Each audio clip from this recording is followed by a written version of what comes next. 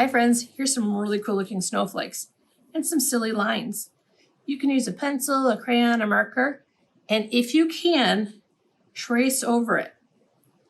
And if you're not ready to do this, that's okay, put it away. You do not have to do this right now.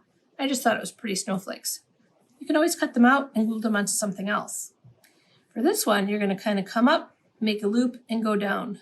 Come up, make a loop, and go down, all the way to the end. This one, you're going to kind of go up and down and around. This one's going to come around, make a loop, and go around. The next one, you can just go straight across. A straight line is hard to do by yourself without a ruler, so just kind of go across if you can. This one goes down and up, down and up. This one also goes down and up, down and up. If you can, try it. If not, put it away. This one goes down and up, all the way to the end. The next thing I have is a paper with a snowflake. Can you tell your parents or try writing the word snowflake?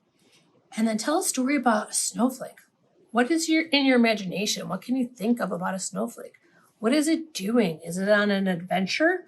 And write that down and you can send it back to me. Have fun with this, friends. Bye.